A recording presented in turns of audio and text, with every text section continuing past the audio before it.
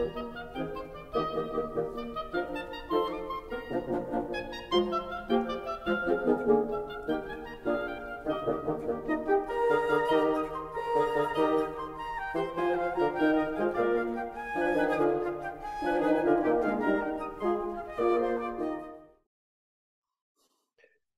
welcome to the meeting tent. My name is Bill Haber, and once again, we're talking about the work of Stan Tenen. And joining us today is our usual cast of characters, Levanah Tenen, Daniel Gill, and Michael Andron. So today we promised in several episodes to talk about the inverted T, why that's important, how it was a crucial part of Stan's research. And we're going to, in Stan's words, find out how it came about. But before we do that, I want to show a portion of a video. We showed some of this last time, a prayer for peace. It's on the meruvideo.com website. And a lot of times over the past, the way we describe this, or the way it was described by others, was this was kind of combining Jewish tradition or Jewish studies with science. So let's hear what Stan has to say about that, because this is the basis of his research. This is not science per se, but it's making use of the scientific method, which differs from what scholars and business people do and everyone else. In the business world, in the everyday world, we put our theories on the table and we try to prove them. And we stand up for them and we give a lot of strong support for our ideas. Scientists are persnickety. The scientific method is in part based on what's called Popperian falsifiability. Popper was a philosopher of science, and he said, what you do is you put a thesis forward, and then you have all your colleagues, and you marshal all your own means to disprove your thesis. You throw stones at it, you chip away at it. It's kind of like Sherlock Holmes. When you cut away all the things that don't work, what's left does work. So what I've done is put hypotheses on the table in front of me, in front of others, and attempted to present them and then criticize them. What's wrong with this? What's incomplete? Why isn't it good enough? That's why we got rid of the light in the meeting tent and went on and found the hand model. The light in the meeting tent, as I describe in the book, was a wonderful idea. Symmetry and asymmetry of flame and a tetrahedron. It fills all kinds of discussions, but there's no personal experience. And without personal experience, you couldn't be sure it was real. I couldn't be sure. So this is the use of the scientific method. You put a proposal on the table, it's a little vortex in a tetrahedron, and you criticize it. Well, it's wonderful. It makes all the letters, but it doesn't make them in any particular order, and there's no personal experience. So the scientific method, that's not something a lot of people are familiar with. Certainly I wasn't. We're used to trying to prove things. In other words, you come up with an idea, and you know, Michael, you've done a lot of research, and I don't know what your methods are, but if you come up with an idea, you want to go and find things to enhance it, or maybe not even to prove it, but just to exemplify what you're saying. So this idea of trying to disprove it is something foreign to me.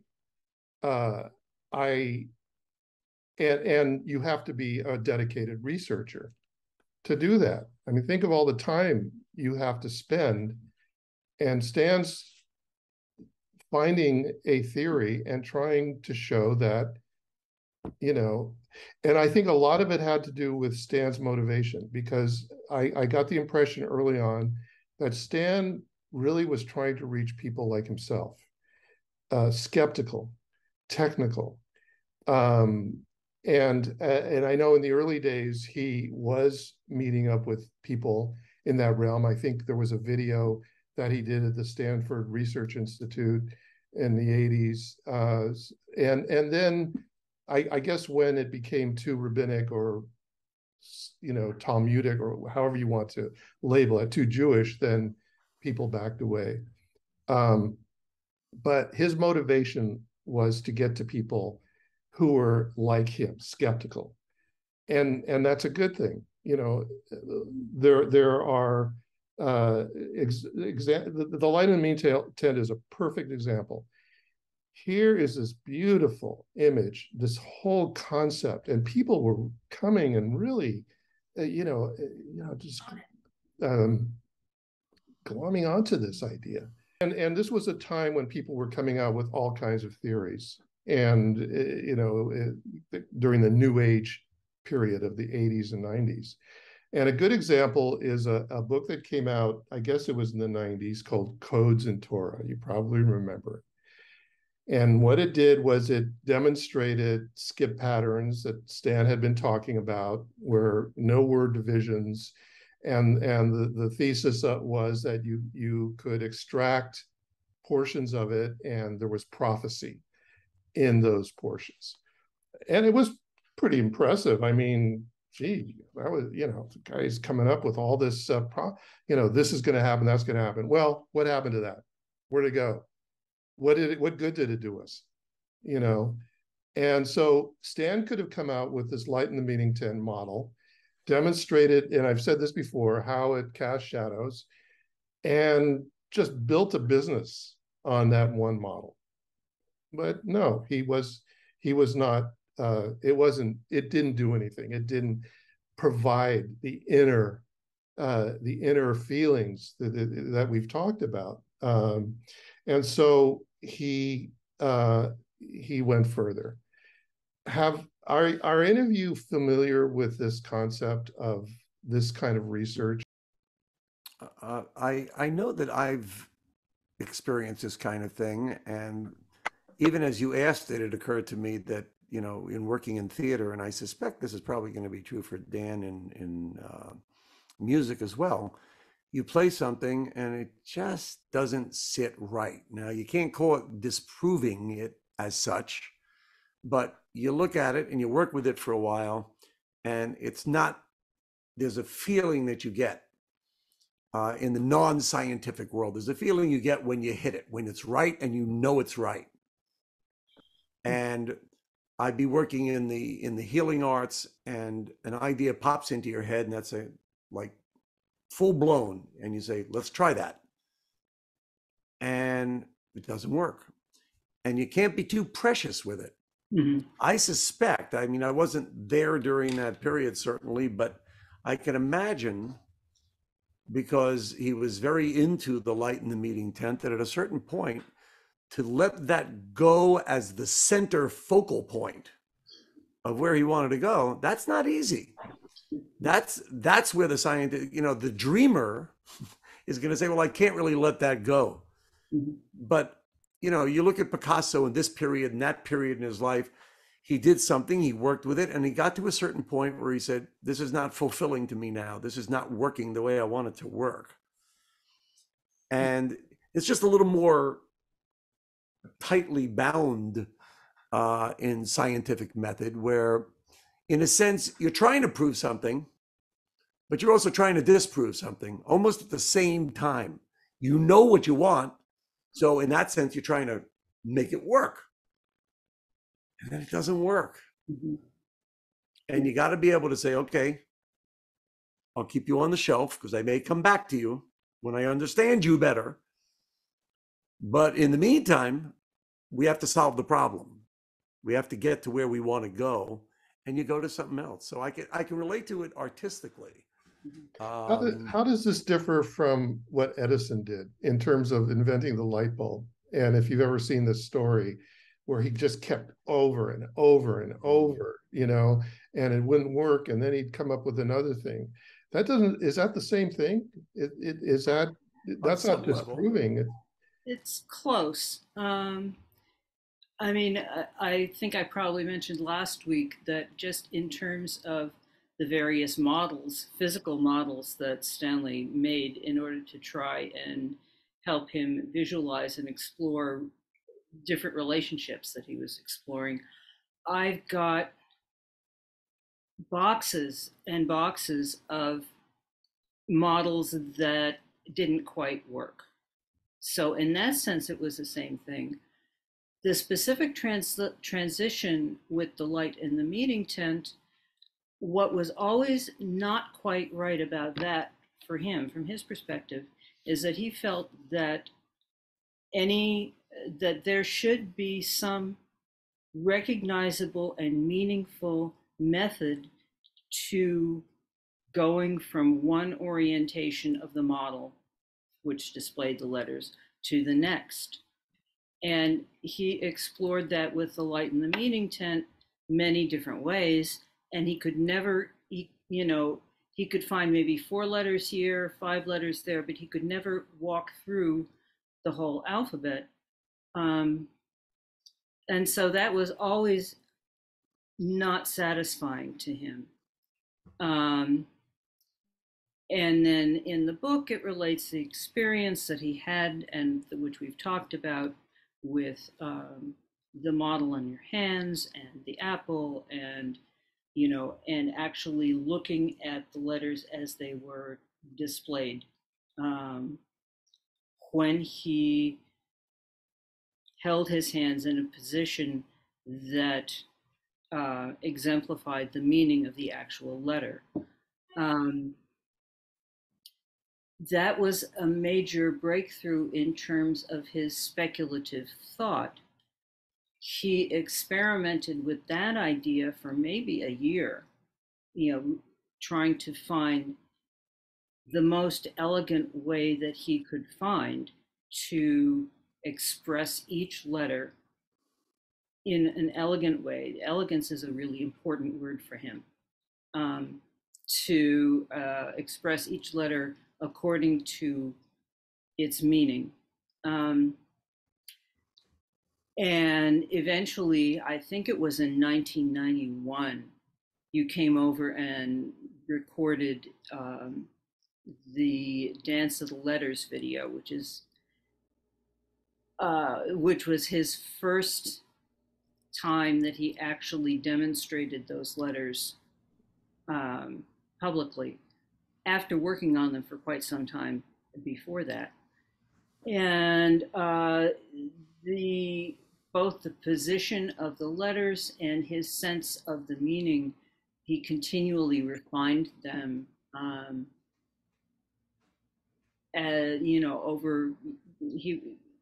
over decades, until they were ready to show to people like Idelle, who is taking her own flight with the letters and the gestures in a way that she, as a dancer and choreographer, she's really uniquely qualified to explore that particular way of seeing the matrix of letters and letter meanings, all of which goes to say that he had a sense from the very beginning of what constituted an elegant system for having the letters generated from a single meaningful form.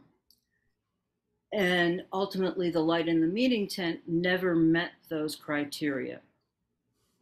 Can I ask you a question? Sure. It bothered me when I read it, and then it bothered me when, I didn't bother me, but the thought that went through my head is, but I see that in the light in the tent. It's not, he found another way of expressing it that satisfied him, but it wasn't like the light in the meeting tent was gone, because even the hand model essentially followed the flame in the meeting tent. Yeah, he didn't fully reject that shape. I actually have something to say to that, which is that a few years ago, and I just came across this in a voice memo, and I haven't yet transcribed it, but he finally came to a conclusion that he could identify the light in the meeting tent as a particle of consciousness, I believe is what he said, but Honestly, I don't have that paper and I don't have that thing in front of me, and I would like to offer what he actually said. So he never rejected the model entirely, but it didn't satisfy what he was actually looking for. Right. What he was looking for wasn't the letters. What he was looking for was a coherent system. The meanings. And the idea of having the central model be something which was separated from an internal human consciousness, which was only external. That's it, though, because for me, I in my parallel track, I was doing this all from a meditative consciousness kind of thing, and I didn't see the big gap, and that's probably why he had to have a model in front of him to satisfy him. It had to, because he was grounded in his engineering part of his brain. He wanted to have that there. It didn't bother me as much as it seemed to bother him in reading the book. But how do you get from the light in the meeting tent to the kind of physical full body expression, right, the letters that Idelle is doing? Well, the light in the meeting tent is essentially external to a person instead of having it be surrounding the person. I remember one of my first conversations with Stan, and I think this is really relevant. He said, the Hebrew letters really represent these kind of fundamental, like almost like cosmic emotions. And the basic idea, as he explained it, was if we could do a meditation together on the letters in the Torah and read the letters as a series of these elevated emotions, then we could bring into the world the consciousness of the Messianic age. And so I don't think you can get that just by looking at the light in the meeting tent. It has to be, and I think this was actually one of the things that as a musician I went, wow, like that's really important. Like and this goes along with it. The structure and the content are complementary. Neither one is kind of the thing. And so the structure of the deep mathematics and the deep kind of patterns are there to serve this elevating of consciousness. And you can't do that without a conscious being. And I think that's the significance of the hand model, is that it brings it right to the person so that they can experience those emotions. It may be in the communicating of it. See, I got it right away. I saw that in that because that's how I was confronting it. But if you have to bring it to the point of music or to the point of dance or the point of art or any of those things, then that person would have to make that jump in their own medium. Right. And anyone else, maybe some people who aren't necessarily, right. No, exactly. Yeah, for sure. As we know, the hand model became a dynamic and multi-dimensional. It had so many things to offer us that the meeting tent model didn't. What the meeting tent model represented to me was just a great image. I know that, Levanah, somewhere you have a clear case with that little wire model. It's a beautiful piece of art, if nothing else. And did you move it? Pardon me? Did you move it? Did you? I don't have it. No. I'm not. I don't mean that. Yeah, okay. When you saw it, do you imagine it yourself inside of it? Do you imagine yourself outside of it? Do you imagine it turning and doing those things? You could do that. But, I mean, ultimately, he did with the hand model. Right. He took the idea. It seems like he took the flame and brought it into a three-dimensional world. He took that flame and integrated it with his own being as best we can. I mean, ultimately, whether you're a meditator or not, we are still physical human beings. We're here. And so, in a sense, to anchor this thing, you need as a person to be at the center and to have your arms, or if you're fluent with your body, which Stanley was not, your whole body reflect the meaning that you are feeling as you are gesturing and seeing the letter, whether directly in your hand or some of the letter positions that he derived. Yes, you do have to be basically seeing through the eyes in the back of your head. So you have to have that imagination and you have to have that visualization. But actually physically having the model on your hand, it does something to the brain.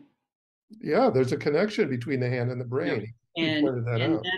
That physical connection, at some point when you visit, you'll be able to put the models actually on your hand. I can remember back in the very early days when we had just found this idea, we went in, there is or was a school of Qigong in the city. And, you know, the guy said, "Oh, can I try that?" Put it on his hand, and he just went bananas with it. Obviously, somebody who is extremely experienced at the internal visualization, meditation, whatever you want to call it, but having the physical model on his hand, again, the neural connections to the hand are very, very dense. There's a lot of them. 100%. The hand is extremely important. And when you feel it, it does something. And that's basically as God, you and Idelle haven't felt, well, no, Idelle felt the model because she visited here. You're like the only person we're working with now who hasn't. That's so, yeah. I don't know. First of all, I am not at all surprised that you found a Qigong place in San Francisco. That would seem to be the place to go. But number two, I think you used a word a minute ago that I think really is the answer to my question. Okay, I had no idea. That was anchored. The hand model anchored the flame in the tent. Yeah. No. I sort of bypassed that because I had the Qigong, I had the Tai Chi Chuan, I had the movements of the hands. And I was aware from a healing perspective how important this area of the hand is in terms of its application. And the researcher that I worked with made a clear point that the optical rotatory properties of amino acids in the hands were different than almost any other part of the body. What that means exactly, I have no idea, but I'm giving it to you word for what he said. But I sort of, yes, I totally get that one anchored the other. And that it helps to make it personal. Right. Yes. And that allows people, in my opinion, that's part of what allows people like Idelle or like Daniel to explore this realm in the particular milieu of the Hebrew letters and meaning. It allows people to let themselves feel what's going on, and to let themselves personally learn what's going on. Okay, I understand why the word anchor got, I was thinking that, and I understand that would make that now I understand after using that word. And I've always that makes sense for you. I've always really liked the image of the meeting tent. I'm glad he called it that. Obviously the first thing that comes to mind is in the Torah, and Moses went to the tent of meeting and Aaron went to the tent of meeting. It was a space that we could relate to. We're using it now. There's another thing that's really important here, which is that, and I think this goes to the concept of toho kavaro. The inside is the same as the outside. Very important concept to Stan. And I think this is kind of at the heart of it. Whereas in the external world, I've had this discussion recently with a couple people, from different points of view. In the external world, if you're successful, then what you're doing is good. You're kind of judged by if you're successful or not.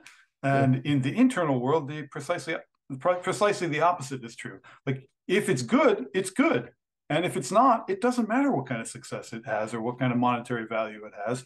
And I think that that goes back to this essential idea, the spiritual idea that each person is their own world. Like there's the external world, and it is indeed very important. But there's the person and their world, and that's equally as important. And so, I think that shows, again, Toko Kavara. I mean, Stan was, really, really, in a sense, very focused on the truth and on this the internal world, the very thing being good, like unto itself, and hoping for spreading it and showing people an external recognition, of course, but that wasn't never the point. That was not his motivation ever. Emmett was his motivation. Yeah, truth. It's still success. It's not an opposite. Yeah. Not monetized. Oh, 100. Exactly, 100%. Toko Kavara meant integrity. Just to stand inside and outside. I think he quoted Rabbi Akiva in terms of inside and outside is one that equals integrity. And just as an aside, in rabbinics, this concept has to do with democracy and the importance of democracy and of preserving minority opinions as valid. Interestingly enough, not happening today, is it? Yeah. Okay, so let's move on to the inverted T. This was a great discussion. We could have probably filled another hour with it, but I do want to get to this next part of it. So I'm going to go ahead and share the screen again, and we'll find out where that actually came from. Most of what we're talking about is based on a kind of humility, a kind of willingness to believe that this is a wonderful universe, and we're good creatures, but we're not always good, and we're not perfect, and there's always more to learn. And sometimes you have to go into territory that is not comfortable. But if you're honest, you have to do it. And if you're not honest, then you don't get the best result. I spent thousands of hours just staring at shapes, reading textbooks and all kinds of theories about what's important about different things. And there are many teachings that apply to the Golden Rule.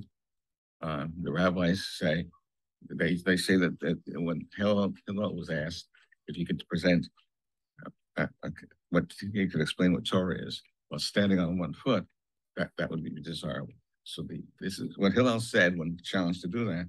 The story may be apocryphal, but this is the story that comes down. Is that if you're asked what is the foundational principles of Torah, what is the summary of the work, he said, don't do to others what's hateful to yourself. A version of the Golden Rule, and there are many different versions. We talk about that in the book in some detail. Why is the Golden Rule so important, so central? Philosophers and scientists agree. Artists agree that the golden proportion shows up in many places. The golden proportion is an analytic representation of part of the Golden Rule. And more recently, I've realized that there's more than one Golden Rule. I was only looking at one.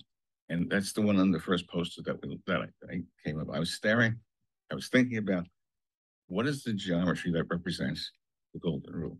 Don't do to others what's hateful to yourself, or do unto others.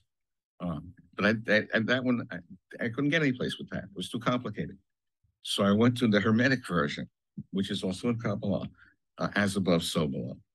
There's a principle in heaven, in the abstract higher realm, that when you apply it, produces a similar principle in human experience on the earth plane. As above, so below. And as I drew on the poster, the first thing I thought of was, well, the obvious thing, as above, so below, is you take an image, a simple image, and you write it above and you write it below it. You duplicate it. So it could be a point on top of a point, or a line with a parallel line above and a parallel line below. And so there's a line above and a line below. You don't get anything from that. It's not productive. So I literally, I'm trying to remember now, it was hundreds of hours. I just ran it through my mind. How can you represent as above, so below in a more elegant and meaningful way than just a couple of parallel lines. And I ended up with the phrase, the one going upward is the same as the whole going under. That if you look up, there's a single principle of the one, and there should be a corresponding principle below it that is the whole story. One above and whole below. And I ended up drawing an inverted T with a vertical line over a horizontal line. The one going up is the vertical line, reaching to God, to the transcendent. And the one below is like the earth plane. It's like represents the ground we stand on. And then it hit me. But a vertical line on top of a horizontal line in an inverted T, that vertical line is metaphorically like a foot standing on the earth. It's Torah on one foot. This is the image that corresponds to what Hillel said. The Torah on one foot, that's something that we're all familiar with. Most people who study any kind of Jewish liturgy or history or philosophy know about Rabbi Hillel's statement of Torah on one foot. What do any of you have any thoughts on that, on Rabbi Hillel's statement, or have you delved into that at all? Has it come across your studies or desks or research at any point? That idea? Well, the funny thing about Hillel is we unfortunately live in a world of shamais. I mean, if Hillel was around now, they probably would put him at Cherem. They would kick him out of Judaism for such a radical approach to conversion. Immediately. It's just interesting. But that being aside, there are reasons for that too historically. But it doesn't make it right. But it's a and I see this a lot in the music world. There are tremendous composers. I mean, people who just rock the world of composition, who are absolutely horrible people, monsters, demons. You'd never want anything to do with them. You would kick them off your property immediately. Put a cord in their, go away. A lot of them, and there were some who were not, who were good people. But in the strictly below world, they're as above, their morality, their caring for others or lack thereof, or their cruelty doesn't matter. Then I could rattle off names for you of people who were really, really bad people who were great composers. And in the world of composition, in general, it's starting to matter a little bit, but in general, it doesn't matter. And so what's beautiful about this in terms of scholarship in general, and any field, is that as above, so below. It's really great if you make great discoveries and you do great things, but if you're not kind to people and you're cruel, ultimately, it really doesn't matter what you did. And I feel like Stan, that was he really, really walked the walk with this one. He was such a kind person, and at the same time did this incredible research and did all this stuff. So it's not to say that he was always patient. Well, he was human. Yeah. But it was something that he aspired to in his whole life, just as, it's like, life should be like this, and therefore I aspire to it. Yeah. Same kind of impulse that caused him to say in the beginning, where we were talking about the light in the meeting tent transferred to the hand, that, I need this nugget of good. I need this consistency. It's not good enough unless it integrates me. That was the hand. And so I wanted to add one thing about his rewording of that Hermetic golden rule, as above, so below. It's after however many decades, it suddenly just crystallized for me. Something that he always insisted on in terms of the meaning of Hebrew letters was to tend towards thinking of them as verbs, not nouns. They were all processes, all verbs. Well, wait a minute.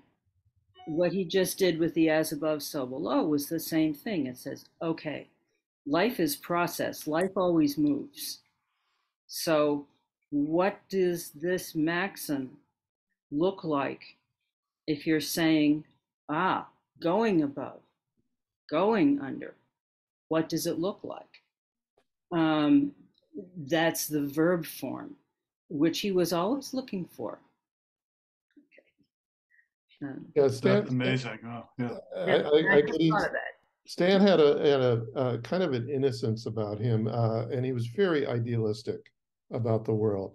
And I'm not. I mean, I was more of a realist, and you know, and it was sad in some ways because things didn't quite go the way they should have in his world, and it kind of ties into what I read last week from the 5 things he wished he had known sooner. And you know, the world just wasn't the way it should have been, kind of, you know, falling into what Daniel was just talking about. You know, and the other thing I wanted to say was growing up in the US, we kind of grew up with this, the golden rule was do unto others as you would have them do unto you. And you know, you thought about that a lot, you know, growing up, and you know, people don't really do that, but maybe they should. And so when I first heard Rabbi Hillel's version from the other perspective, it made so much more sense, because do unto others, you're kind of expressing your will upon other people. Whereas, you know, especially in business, well, if you don't want to be cheated in business, don't cheat the other person. You know, if you don't want somebody to steal from you, then don't steal from somebody else. And there's a bit of karma involved in that. Yeah, Levanah. And more than, yes, there's a bit of karma in that way of expressing it. This was something that Stan and I actually thought about a whole lot. And the way it seems to me is that do unto others involves making assumptions about other people that we really have no right to make. Don't do to other people what you don't want to have done to yourself. At least limits the scope of what you're offering to what you actually know. And some of what you actually know may be, okay, I want people to listen to me, so I need to listen to this person if they tell me they need some particular thing that seems way off the table for me, but that's what they need. So it's not as it would have done for me. It's don't do to others. Don't assume that I know what they're thinking.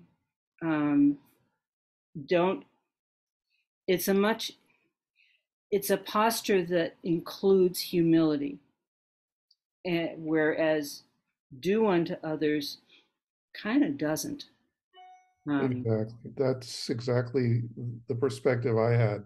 You know, when you first hear it, you think, well, it's kind of a negative perspective, but it really isn't. It's exactly what you're saying. It's really how you want to be treated in the world. Stan definitely saw the inverted T as an expression of Rabbi Hillel's perspective, you know, saying. Let's see. I think he talks about that. Let me play a little bit more here. This is when I realized that this particular geometry was probably what they were referring to in the story about Hillel. This was a picture in elegant, geometric, pristine form of Torah on 1 foot. The 1 foot is the vertical line, and the horizontal line is the earth plane that stands on. And if that was a conjecture. Now, what did I just say? We use the scientific method. We tried to destroy it, prove it's not true. But the more I researched it, the more it made sense. The more detail I got, the more historical discussion I read, the more discussion of what Hillel meant I read, the more I was convinced that that's what they were referring to. It wasn't standing literally on 1 foot. It was an elegant geometric model of the geometry of as above, so below, represented by standing on 1 foot, a vertical line over a horizontal line, and it's an inverted T. I want to stop on this one graphic here.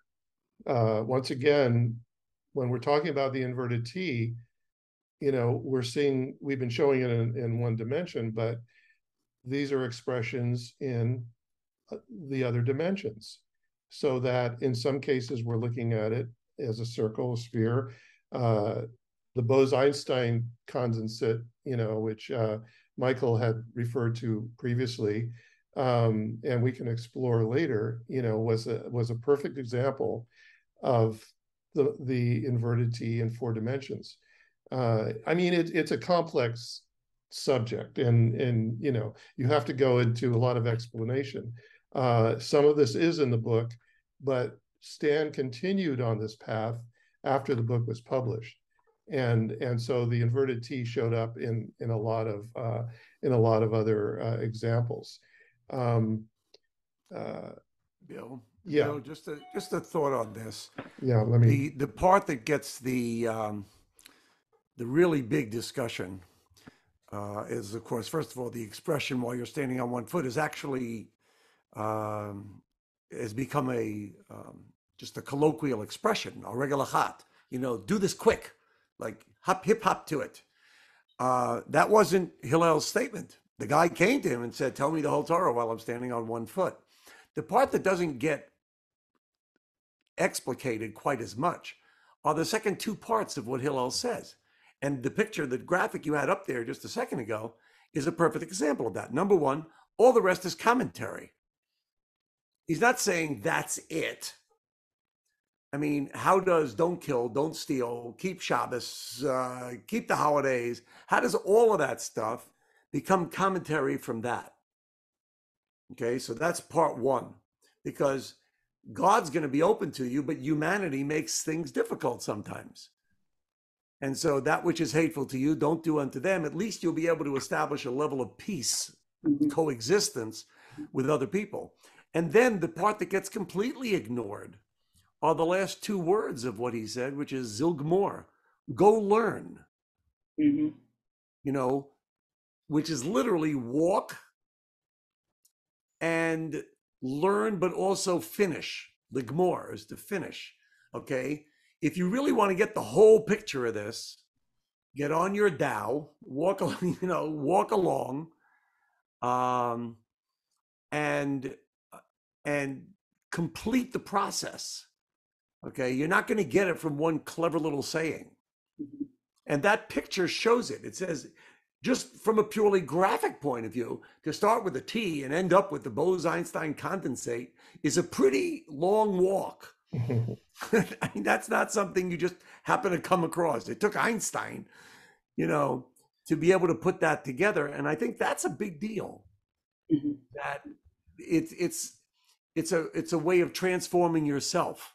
Okay, how do you get your own act together? Well, if you don't like this being done to you, don't do it to anybody else. That's already a life transformation. If you can live that, that's a big deal. It's a big deal. And then to take the graphics going one way and the ethics and the musar, the way of living going another way, and the different levels of scholarship. Yeah. I mean, I could not answer the question that I'm going to pose to you, Dan, is how do you take that which is hateful to you, don't do it to anybody else, into music? I have no idea. All I know is if I were a music person, as I try and understand the music mind, I would say I'd have the same trouble that he had in trying to find a graphic, that said exactly what he wanted to say. How do you do that in music? Well, how do you do it in dance? It's all about listening. It's all about what you're hearing. But it's expression and listening. It's a 2-way thing, and that's tough. Well, you get into that's a good question. Yeah, that's very interesting what you said. And I think hold on, Dan, you're kind of in the dark. I don't know what. Maybe I don't know. Yeah, I'm not sure. I just kind of okay. All right. I can turn on a light if you want. Hold on. Well, it's the front. Hold on. I think what happened was your screen was bright, and then that might be better. That's a little better. A little bit. Yeah. Okay. Sorry That's to a little interrupt. better. Yeah. No, it's okay. No, it's one of the things you realize is that you have to, and any type of scholar, someone who's diligently and deeply, seriously studying something or working on something, you have to follow the path. You have to keep working. It's like, you make a beautiful composition. You can say, well, that's it. I'm good. I'm done. Thank you. But it's good. You should be proud of yourself. What do you do next? You make another thing, you work, you go to another level. Then, again and again and again and again, we go from level to level. And I think that's the going up. But the interesting thing in terms of music or any sort of scholarship, I think it really does have to do with keeping in mind what's hateful to you. A lot of scholarship is simply showing how great you are, how smart you are, how clever you are. Like, oh, look how good I am. Look what I figured out, and that's for music too. But that avoids the whole point of it, which is what is hateful to you? What don't you like? Which, of course, opens up what you really do like. And so writing successful music is thinking about what I like and what I don't like and acting accordingly on that truth. And really, and this gets back to, again, Toko Kavaro. I might listen to something and I go, yeah, it's good enough, but like you said earlier, like something about it, it's not quite right, Or sometimes you go, I know technically this is not right, but it's exactly right because that's what I like, And so then when you write like that, then people who listen to it tend to go, oh, that was moving, or that was interesting, or that touched me, or that had some effect because, you're keeping in mind what you like and what you don't like. And there is a universality, I think, believe it or not, I think, to the human heart and to the human condition. It's also in a technical way in music, you really need to pay attention to how you think people might be perceived. A lot of the time I'll look at the score or I'll think about it and I'll say, well, how will that feel from the perspective of the audience? How long do I keep that dissonance going before the audience says, well, I'm bored, and they start falling asleep, or how long do I keep the consonants going until they go, well, that's really nice. It's like a lullaby. Thank you very much. How often do you change? So that's also kind of a technical answer is you want to keep in mind yourself, the players, and the audience all at the same time. Music is so subjective. And, I know maybe let's not get. Yeah, we'll let it go. Yeah. Did you have another thought, Michael? Yeah. This is the character Tao. Mm-hmm. Okay, and you have a letter Shin on top here, coming down. It's the Shefa Tao. It's that condensed point of light from God, and you bring it down into your heart and to the different levels of your soul. And then over here, you got a man walking along the way. Mm-hmm. That's the Tao. That's the way. And it's a vertical and a horizontal. If you just look at the guy over here on this side, okay, he's trying to get the whole thing is his inside. That little tiny point over here, the head, is what's going on inside of his head and his soul. And then he can walk along. And the very first paragraph of the Tao Te Ching echoes about 5 things we talked about today. Existence is beyond the power of words to define. Terms may be used, but none of them are absolute. In the beginning of heaven and earth, there were no words. Words came out of the womb of matter. And whether a man dispassionately sees to the core of life or passionately sees the surface, the core and the surface are essentially the same. Words making them seem different only to express appearance. Only if name be needed, wonder names them both. From wonder into wonder, existence opens. Think of the chart that you had up there right before we came back to our faces. There's something out there that we can't put into words. And as it comes down this and comes into the multiplicity at the base, at the horizontal line into the world we live in, the expressions of it are as many as every single person. And that should work well, except when people's egos get in the way and what is hateful to them, they do unto other people, because that's the way they protect themselves and they put up their armor. But as I see it, what Stan was envisioning, and he talks about it at the end of the book, as I mentioned last time when I picked my favorite portion of what was in there, he's talking about a world that lives at peace. He's talking about a world where people get along, where different expressions and different colors and different genders and you name it, all the opposites, all the multiple things don't get in the way, that everybody is making it happen and just moving along the way. They're just going. Zilg more, the last two words, just walk and learn.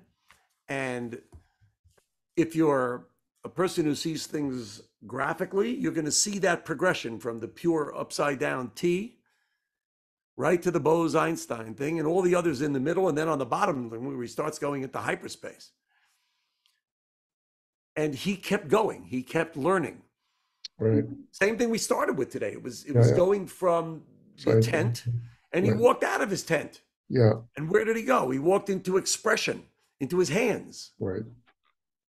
Yeah. So as he explored this idea of the inverted T, he found more rabbinic sources. So let's take a look at that. And that gave me this particular triangle. Then I'm reading for the 12th time the classic of the Hasidic material at our time, the Tanya. And Tanya has an essay by the Alter Rebbe, and he says it's called, the essay's name is, this is our next poster, it's The Gate of Unity and Faith. Sure, you could, unity and faith. Well, that's a pair. What if they were corresponding to the two lines? What if unity was the vertical line and faith was the horizontal line? Is that plausible? Well, think about it. Unity is about one. It's one vertical line. It reaches up from the God point, the high point. He describes more of his features.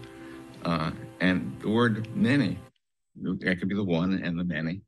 The word amuna, which is translated as faith, has a root in it, which corresponds to the idea of manifold, of more than one, a group. So you have a model of the one and the many. I'm going to stop there because the next thing he talks about is pretty cool, but I wanted to stop. So this is the Alter Rabbi.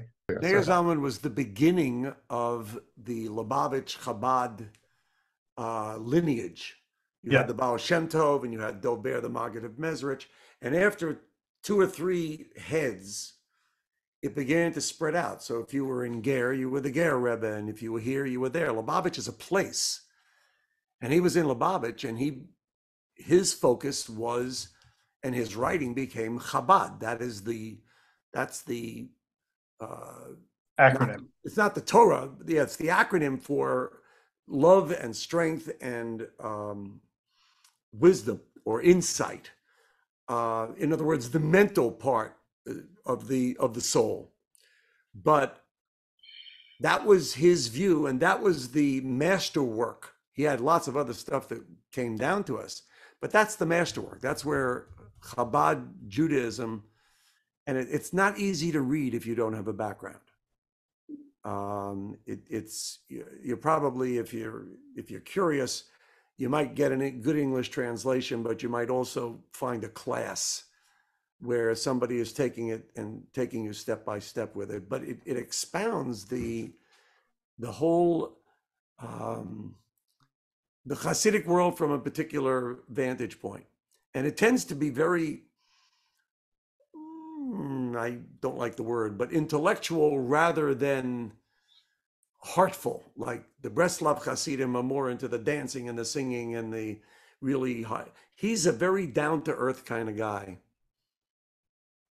And he says, you have a tzaddik, you have a righteous guy, he's like the Rebbe is perfect, and you have the Rasha, you have the bad guy. And the rest of us are all Benoni. We're all right in the middle.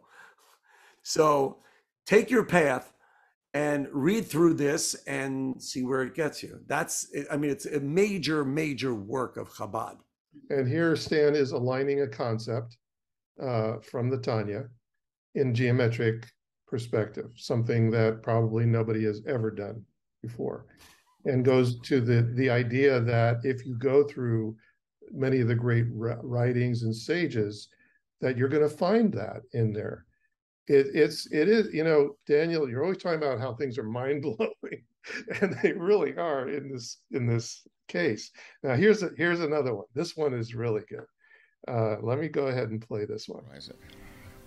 This was written about 1800 roughly. Astronomy knew the size of the earth, knew the size of the sun. This rabbi was educated. He was writing for educated people. And he says at one point, for example, the sun, whose body is finite and limited quantitatively, being approximately 167 times the size of the globe of the earth. What? 167 times? The sun is 167 times the globe of the earth? It's not true. And there's footnotes on the page in the Tanya which attempts to rationalize this. They don't do a good job of it. We could read the quote. It is not plausible. So I'm looking at this number 167. What's 167 correspond to? Well, they're talking about globe of the earth. They didn't just say earth. They said globe. Well, that implies a sphere, a circle. And I knew from past experience, from reading for a long time, that there were two measurement systems for angles that have been in use for a very long time. We think it's modern, the radian system based on pi, and the Babylonian 360-degree angular system. And there's a relationship. Pi is 2 pi is 360 degrees as a circle, so pi corresponds to 180 degrees. And there's a lot of juggling that goes on. And sometimes when you're reading these texts, it's not clear which one they're referring to. But I've learned from experience that sometimes, if I multiplied or divided by pi, I got a meaningful result. So I took 167 and divided by pi. And that gives me 53.1, give or take. The apex angle in the drawing of the triangle is 53 degrees. That's really suspicious, because that drawing, this inverted T geometry, makes sense of what the rabbi says. He also says, and I quote, "He created with it the light through the utterance, let there be light, which is the spreading forth and flow of the light from above into the world, and its diffusion in the world from one end to the other, as above, so below." Talk about mind-blowing in terms of how those numbers worked out. I mean, this rabbi writing in the 19th century comes up with this idea, which doesn't make sense to any scientist, and Stan's looking at it, and he did this often in terms of using pi as a reference point, you know, in terms of coming up with this stuff. And it the same as the angle on the two-dimensional version of the inverted T. How does that happen? Who would think to do it? Yeah. I can divide that with a calculator. I can come up with an answer, but why would I do that? The fact that he thought to do it is mind-boggling. Well, it seems like he had done it several times and using pi, and it ended up working for, you know, in terms of numerical stuff in Torah in various places. For many years, he just sort of said,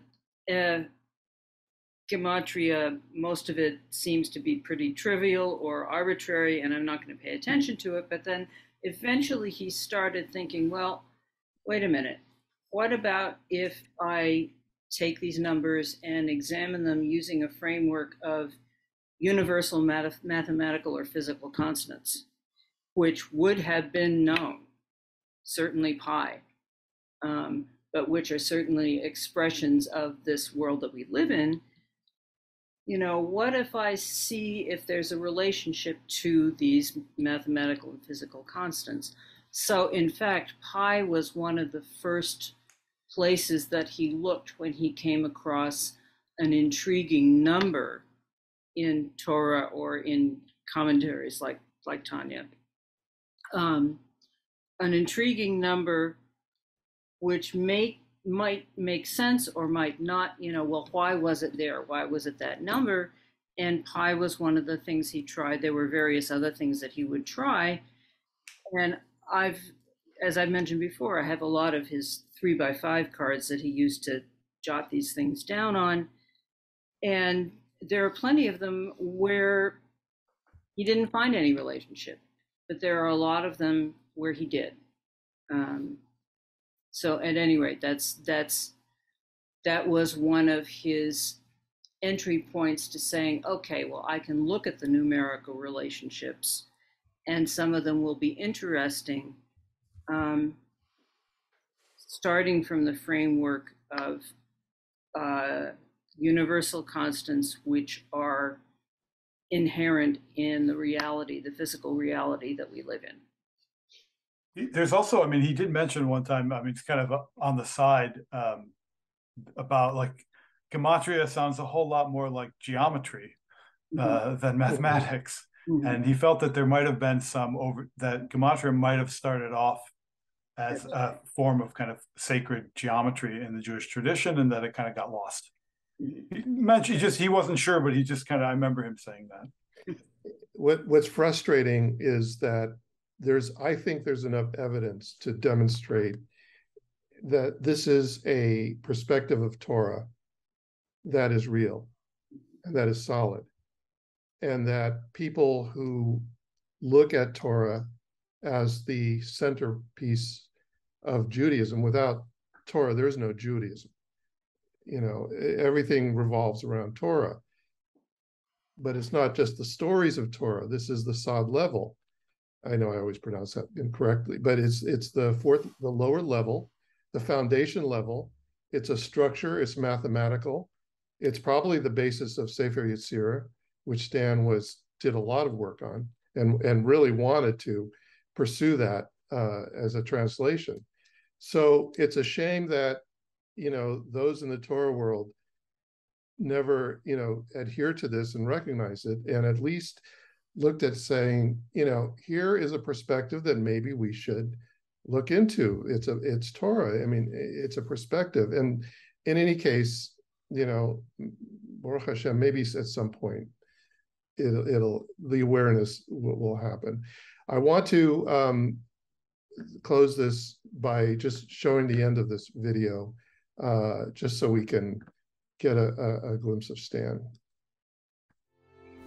I learned in high school one thing you can do to test a theory is to take it to its extremes. And I replaced the sun with an infinitely bright point and the sky with an infinitely absorbing surround shield. And that is a model of the negentropic flow from Hashem to Elohim, which is modeled by our inverted sea. And I realized later, as we'll go through this, that also corresponds to something of central importance in all of physics, the Dirac delta function and its transform spectrum. But this is part of a legitimate bridge between various seemingly opposite elements in our society, whether it's between science and religion, whether it's between the secular world and the observant world. These same models also generate other sacred alphabets that came later. The Greek alphabet, the Arabic alphabet, are also generated by the same form that the beginning of the text of Genesis draws for us. So we ought to be able to show that some of these other traditions have a connection at this mathematical level, at this consciousness level, and that thereby traditions can respect each other. Now, this isn't a matter of making everybody's religion the same. Far from it. Those are totally different embodiments. We approach from different directions. But the basis, the common element in our consciousness, in our hands, literally, is what we have. and it's the alphabet. And I think that's very beautiful. Well, I think that says it all. We've gone over, hour and 20 minutes. So I'm going to close it with that. We've had a great discussion, and there'll be more to come. So thanks for watching, and we'll see you next time. Thank you. Take care. Bye-bye.